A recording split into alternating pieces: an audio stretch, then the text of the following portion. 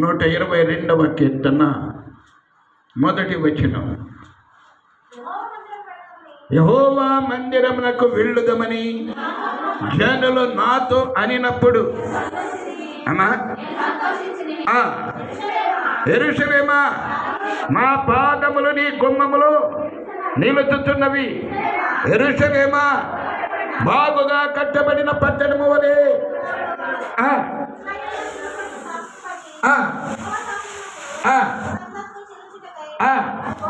వారి గోత్రములు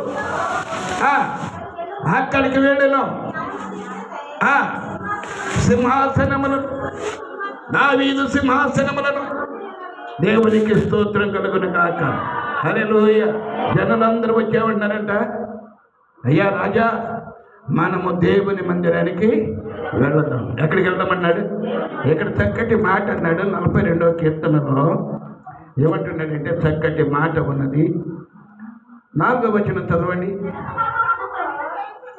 జన సమూహముతో, పండుగ చేయుచున్న సమూహముతో నేను వెళ్ళిన సంగతి సంతోషము కలిగి స్తోత్రము చెల్లించుచు నేను దేవుని మందిరమునకు వారిని నడిపించిన సంగతి నేను జ్ఞాపకము చేసుకొనగా నా ప్రాణము నాలో కరిగిపోవచ్చున్నది. దేవునికి స్తోత్రం. హల్లెలూయా. దావీదు అనేక జనాంగాన్ని దేవుని మందిరానికి నడిపించినట్లుగా వాక్యాధారాలు ఉన్నాయి. నడిపించబడిన ఆ జనులందరూ ఇప్పుడు వచ్చి అంటున్నారు, రాజా, ఎప్పటి వరకు మేము తప్పు చేశాం, ఎప్పటి వరకు మేము పాపం చేశాం, ఎప్పటి వరకు మేము దేవుని దగ్గర రాలేకపోయాం, ఎప్పటి వరకు దేవుని మందిరానికి వెళ్ళలేకపోయాం, కనుకనే ఈ రోగాలు, ఈ వ్యాధులు, ఈ బలహీనతలు, ఈ కరువులు మమ్మల్ని ఆవరించి ఉన్నాయి. వీటి నుండి మేము దూరముగా ఉండాలి అంటే మనము దేవుని మందిరంలోకి వెళదాం. రాజుగారి దగ్గరకు వచ్చి మాట్లాడుతూ ఉన్నారు. రాజుతో మాట్లాడుతూ ఉన్నారు. తాను నడిపించిన సైన్యం, తాను నడిపించిన మందిరానికి నడిపించిన జనము తన దగ్గరకు వచ్చారు. ఎన్ని మార్లు చెప్పినా వినరా. వారికి కలిగిన కష్టము కలిగినప్పుడు, బాధ కలిగినప్పుడు ఇప్పుడేమంటున్నారంటే, మనము దేవుని మందిరానికి వెళదాం. దేవునికి స్తోత్రం. హల్లెలూయా, హల్లెలూయా, హల్లెలూయా, హల్లెలూయా. మందిరములోనికి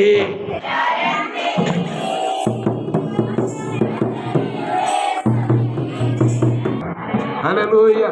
మందిరములకు వెళ్తే నీ కలవరములు తొలగిపోతున్నాయి, నీ బాధలు తొలగిపోతున్నాయి, నీ కష్టాలు తొలగిపోతున్నాయి, నీ వ్యాధులు తొలగిపోతున్నాయి. ఎన్ని మార్లు దావీదు చెప్పినా వారి వినరా. వారి బాధలు అధికమైన తర్వాత ఇప్పుడు ఏమంటున్నారంటే, అయ్యా, మాకు దేవుడు కావాలి. ఎవరు కావాలి? ఎవరు కావాలి? ఎప్పటివరకు ఎవరు కావాల్సి వచ్చారు? వారు నమ్మిన మనుషులు వారికి కావాల్సి వచ్చారు. కానీ ఆ మనుషుల ద్వారా ఏ ప్రయోజనం లేదని తెలుసుకున్న ఈ మనుషులు ఇప్పుడు ఏమంటున్నారంటే, మనము దేవుని మందిరంలోకి వెళదాం. యెరూషలేమా, మా పాదములు నీ గుమ్మములో నిలుచుచున్నవి.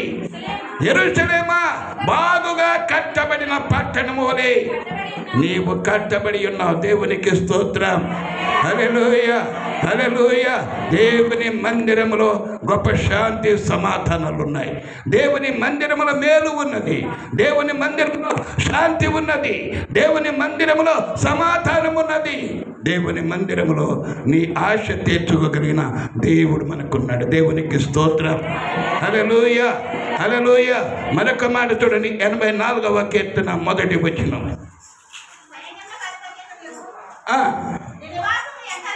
నీ నివాసములు ఎంత రమ్యములు, యెహోవా మందిరావరణంలో చూడవలెనని నేనెంతో ఆశపడుచున్నాను. అది సొమ్మసిల్లుచున్నది.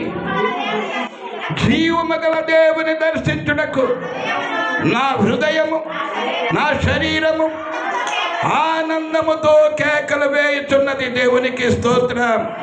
అదే ప్రార్థన ఇక్కడ 42వ కీర్తన రచించిన కుమారుడైన కొరాహు కుమారులు చేసిన ప్రార్థనే 84వ కీర్తనలో కూడా పాడుతూ ఉన్నాడు. నేను దేవుని మందిరమును చూడాలి, జీవము కలిగిన దేవుని మందిరమును చూడాలి. నా శరీరము, నా ప్రాణము ఎంతో ఆనందంతో కేకలు వేయుచున్నవి. దేవునికి స్తోత్రం. దేవుని మందిరానికి వస్తూ మన ప్రక్కనున్న వారిని కూడా మనము కేక వేసుకునే వారంగా ఉండాలి, పిలిచే వారంగా ఉండాలి. ఎందుకంటే వారు నీతో ఆనందించాలి, వారు నీతో గొప్ప దీవెన పొందుకోవాలి. నువ్వు ఒక్కదానివే గొప్పదానివని కాదు, కానీ నీతో పాటు అనేకులను మందిరానికి ఏం చేయాలని? నడిపించాలి, పిలవాలి. అసలు దేవుని మందిరం రావాలని ఆశ ఉంటే కదా ఎదురు కూర్చొని పిల్లల్ని అడిగితే చెప్తారు దేవుని మందిరాన్ని వస్తున్నాము లేదు. ఎందుకంటే ఆ తల్లులు కూడా లేదా బాధ్యత. దేవుని మందిరంలో దేవుడు నా బిడ్డను మంచి ఉద్యోగాలుగా చేస్తాడు, మంచి చదివిస్తాడు, మంచి భర్తను ఇస్తాడు, మంచి భార్యను ఇస్తాడు, మంచి జీవితాన్ని ఇస్తాడన్న ఆశ తల్లులకు ఆ బిడ్డలు కూడా నడిపిస్తాడు. కానీ ఏం చేయలేకపోతున్నారు? పిల్లల్ని వాళ్ళే నడిపించలేకపోతున్నారు. ఇంకా పక్కనున్న వాళ్ళు ఇంకేం నడిపిస్తాం? పక్కనున్న వాళ్ళు ఇంకేం కేకేస్తాం ఏమా? కానీ ఆ పిల్లలకి ఏం కావాలి? ఉద్యోగాలు కావాలి, మంచి చదువులు కావాలి, మంచి జీవితాలు కావాలి. వారు మాత్రం ఎక్కడ రాకూడదు? చెప్పమ్మా.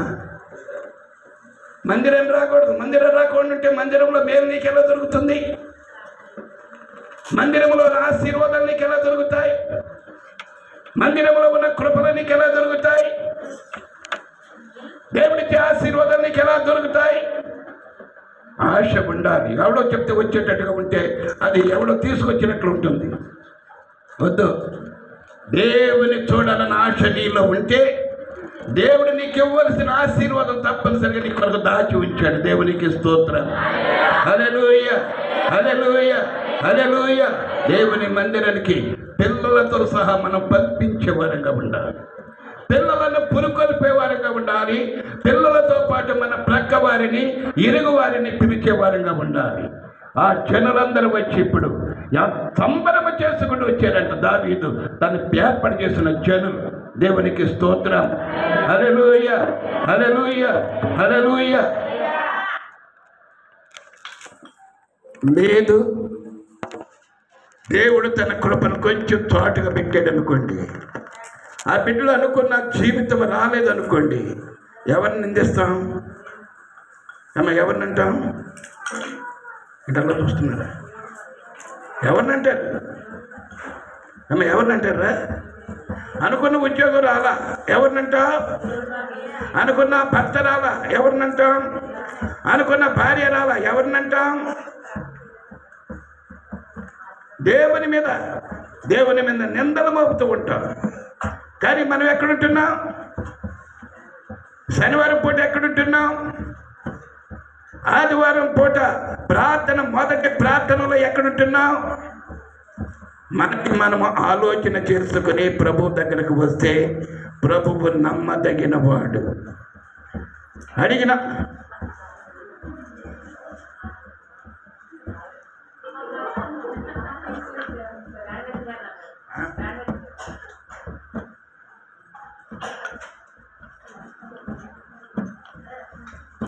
గాయం పెట్టబడిందే రోగము పోదు. ఇప్పుడు కొంచెం ఎదురుకొచ్చున్న పిల్లలకి కొంచెం బాధ అనిపించవచ్చు, వాళ్ళ తల్లులకు కూడా బాధ అనిపించవచ్చు. అండి జ్యోతమ్మ గారు, బాధ లేని బిడ్డ పుట్టదు. పుట్టిన బిడ్డ కలిగిన బాధ పోవాలి అంటే కత్తి వాత తప్పదు. దేవునికి స్తోత్రం. అలాగే దేవుని మందిరంలో కూడా దేవుని వాక్యము చేత, వాక్యమనే కత్తి చేత కోయబడకుండా ఉంటే పాపమనే రోగము పోదు. దేవునికి స్తోత్రం. హల్లెలూయా, హల్లెలూయా. ఇంట్లో తినేసి పడుకుంటే దేవుని ఆశీర్వాదం వచ్చేది కాదు. ఎలాగో తల్లిదండ్రులు తెచ్చి పెడుతున్నారని చెప్పేసి అని అనుకుంటే నువ్వెప్పుడు దీవెని పొందుకుంటావు? నువ్వెప్పుడు ఆశీర్వాదం పొందుకుంటావు?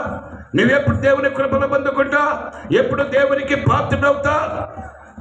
కరాహ కుమారుడు దర్శనం చూచి, ఆ నిదర్శనం చూచాడు. తండ్రి కలిగిన ఆ శిక్షణ చూచి భయముతో నేను ఎప్పుడు నా దేవుని సన్నిధికి వెళ్ళాలి, నేను ఎప్పుడు దేవుని మందిరానికి వెళ్ళాలి ప్రశ్న ఉండాలి. దుప్పి నీటి వాగుల కొరకు ఆశపడినట్లు. దుప్పులు ఎక్కడ ఉంటే చెప్పండి? ఎడారుల్లో ఉంటాయి. ఎడారులో ఏముండదు, నీళ్లుండవు. మరి ఇక్కడ ఎవరైనా ఎడారి ప్రాంతాలు, కువైట్, మస్కట్, ఆ దేశానికి వెళ్ళిన వారికి తెలుస్తుంది. అక్కడ ఎక్కువ తుఫాన్లు, ఇసుక తుఫాన్లే ఉంటాయి తప్ప వర్షం తుఫాన్ ఎక్కడ ఉండదు. భయంకరమైన జీవనం గడుపుతూ ఉంటారు. అలాంటి పరిస్థితుల్లో ఆ ఎడారిలో తిరుగుతున్న దుప్పి ఎక్కడైనా నీటి కొన కనిపిస్తే దానికి ఎంతో ఆనందం, ఎంతో ఆనందం. ఎందుకో తెలుసునా? ఆ దప్పిక తీర్చుకోవటానికి. అలాగే లోకమనే ఎడారిలో మనం జీవిస్తున్నాం అన్న సంగతి మీరు మర్చిపోవద్దు. దేవుని వాక్యం అనే జీవ జలము మనకి ఎక్కడ ఎప్పుడు దొరుకుతున్న ఆశ మనకు ఉండాలి. జీవజలం ఎప్పుడు నాకు దొరుకుద్ది? ఆ జీవజలము ద్వారా నా దప్పిక నేను ఎప్పుడు తీర్చుకోవాలి? ఆ జీవజలమును ప్రవహించుతున్న స్థలములోనికి నేను ఎప్పుడు వెళ్ళాలి? ఒక ఆశ నీలో ఉన్నప్పుడు నీ ఆశను తీర్చగలిగిన పరలోకపు తండ్రి ఉన్నాడు. దేవునికి స్తోత్రం. హల్లెలూయా. లోకమనే ఎడారిలో తిరుగుతున్న కుమార్తె, లోకమనే అరణ్యములను తిరుగులాడుచున్నావు. నీరు లేక ఎండిపోయిన బీడు భూములను పట్టుకుని తిరుగులాడుచున్నావు. దానివల్ల నీ ప్రయోజనం లేదు. కానీ దుప్పి నీటి వాగుల కొరకు నీవు నేను కూడా జీవజలము కొరకు ఆశపడే వారంగా ఉండాలి. ఆశపడి ఆయన దగ్గరికి వచ్చినప్పుడు తప్పక నీ దప్పికను తీర్చేవాడై ఉన్నాడు. దేవునికి స్తోత్రం. హల్లెలూయా. 55వ అధ్యాయం మొదటి వచనం, యెషయా గ్రంథం 55 మొదటి వచనం చూడండి. దప్పికొనిన వారలారా నీళ్ల యొద్దకు రండి, రోకలు లేని వారలారా మీరు వచ్చి కొని భోజనము చేయుడి. రండి, రోకలు లేకపోయినను ఏమీ నీయకపోయి అమ్మా ద్రాక్షారసమును పాలను కొనుడి. ఆహారము కాని దాని కొరకు మీరేలా సంతృష్టి కలుగ చేయ దాని కొరకు మీ కష్టార్జితము వేయపరిచెదరు. దేవునికి స్తోత్రం. దప్పికొని వారలారా రండి పిలుస్తూ ఉన్నాడు. యేసయ్య పిలుస్తూ ఉన్నాడు. ఎడారిలో తిరుగుతున్న నిన్ను నన్ను పిలుస్తూ ఉన్నాడు. అరణ్యంలో తిరుగుతున్న నిన్ను నన్ను పిలుస్తూ ఉన్నాడు. ఎండవేళ అలసిపోయి ఆయా స్థలంలో పడి ఉన్న నిన్ను నన్ను పిలుస్తూ ఉన్నాడు. ఎందుకో తెలుస్తున్నా? దప్పిక చేత నువ్వు చచ్చిపోవడానికి ఇష్టం లేదు కనుక. జీవ జలపు ఓట దగ్గరకు ఆయన పిలుస్తూ ఉన్నాడు. దేవునికి స్తోత్రం. రండి రండి యేసుని. దప్పికుంటేనే మనం నీళ్ళ దగ్గరికి వెళ్తాం. ఆకలి వేస్తేనే కొండ దగ్గరికి వెళ్తాం. ఏమండి, ఏమీ లేకపోతే కేకేసిన వాళ్ళు రారు. తినాలన్న ఆశ నీలో ఉండాలి, త్రాగాలన్న ఆశ నీలో ఉండాలి. ఎత్తుతున్న ఆ యజమానిని చూడాలన్న తృష్ణ నీళ్ళు ఉంటే తప్పక నీ కోరికనైనా తీరుస్తాడు. దేవునికి స్తోత్రం. వర్షభక్తుల్లో చక్కటి పిలుపునిస్తున్నాడు. మీరు కష్టపడుతున్నారు. కష్టపడిన వాటి వలన మీ డబ్బులు ఎందుకు వ్యయంగా ఖర్చు చేసుకుంటారు? సంతృష్టి లేని దాని కొరకు మీ కష్టార్జితమును ఏం చేస్తున్నారట? వృధా చేస్తున్నారా? బ్యాటరీలు అయిపోయినాయి అని మా బేబమ్మ మైక్ నాకు ఇచ్చేసింది. కనీసం 2 బ్యాటరీలన్నీ ఎప్పుడైనా తెచ్చిందా? దేవుని పనికి ఏమాత్రం మనం ఖర్చు చేయం. పనికి రానిది ఏదైనా ఉంటుంది చూడండి, పనికిరాని ఈ బంగారం కానీ ఈ వెండి కానీ ఇవేవి కూడా దేవుని రాజ్యానికి పనికొస్తాయా? తీసుకెళ్తామా? అంటే అడుగుతున్నాం. మరి దేవుని కొరకు నువ్వేం ఖర్చు చేస్తున్నావు? దేవుని పని నువ్వేం చేస్తున్నావు? ఏమా ఇంకా ఈమనే అంటున్నావే తప్ప దేవునికి ఏమి ఇస్తున్నావు? ప్రభు అదే అడుగుతున్నాడు. పనికిరాని దాని కొరకు నువ్వు ఎందుకంటే ఖర్చు చేస్తున్నావు నీ డబ్బుల్ని? నేను నీకు ఇచ్చాను.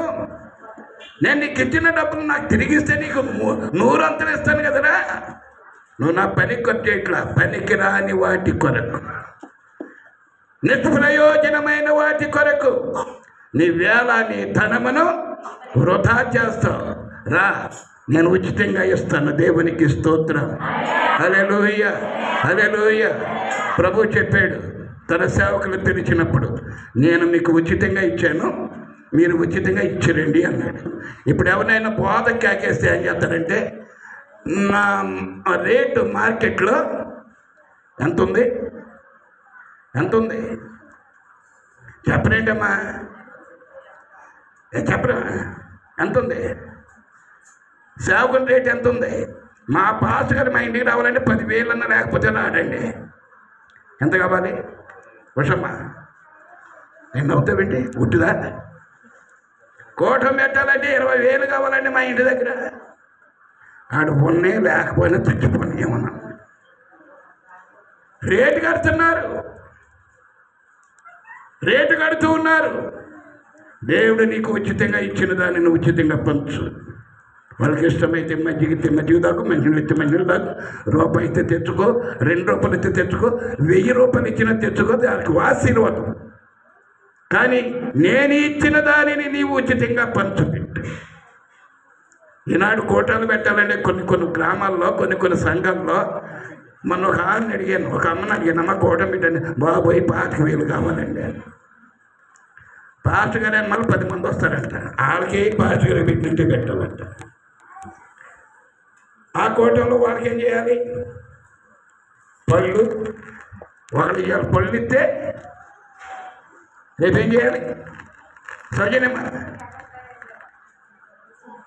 తక్కువలో రారంట, పైకి పెరిగిపోవాలంట. ఆడ కొందో లేదో ఎలాగున్నారో కూడా అలా అనవసరం. నువ్వు ఎలాగుంటే నాకెందుకు? నా దగ్గర నుండి నీకు ఆశీర్వాదంలో 10,000 నా రేటు. ఎంతమ్మా? నేను ప్రార్థన చేయడం రావాలంటే 10,000. జాగ్రత్త. ప్రభు మాట చెప్తూ ఉన్నాడు, నేను ఉచితంగా మీకు ఇస్తున్నా. దప్పికు నిన్న వాళ్ళరా, మీరు అక్కడికెక్కడికి పరిగెట్టకండి. నీ దప్పికి తీర్చుకోవడానికి అక్కడికెక్కడ పరిగెట్టకండి. నీ డబ్బులను వృధా ఖర్చు చేసుకోకు. నీకు ఇవ్వబడిన ధనము నీ బిడ్డల కొరకు, నీ కొరకు వాడుకో. ఇదిగో నేను ఉన్న స్థలంలో నువ్వు రా, నీ దప్పికను తీర్చగలిగిన జీవజలము నేను ఇస్తా. దేవునికి స్తోత్రం, హల్లెలూయా. ఎందుకు మీరు అట్టిట్టు పరిగెడతారు? ఎందుకు మీరు ఆ గ్రామం ఈ గ్రామం పరిగెడతారు?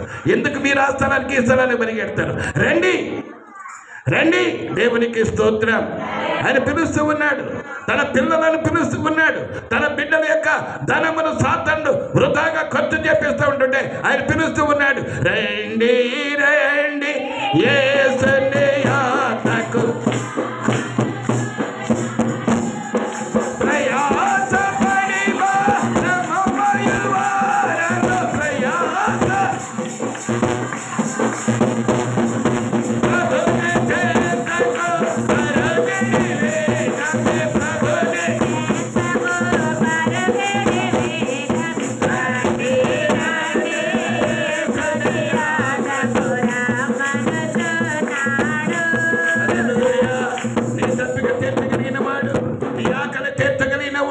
నీ అవసరం తీర్చగలిగిన వాడు, నీ ఆశను తీర్చగలిగిన వాడు, సజీవుడైన దేవుడు తన స్థలంలో ఉండి నిలబడి కేకేస్తూ ఉంటుంటే చెవిటి పాము వలె డబ్బులున్న గర్వముతో, ధనముందన్న గర్వముతో, అహంకారముతో ఫ్రెండ్స్ వెళ్తున్నారని, స్నేహితులు వెళ్తున్నారని, బంధువులు వెళ్తున్నారని ఎగేసుకుంటూ నువ్వు పరిగెడుతున్నావే.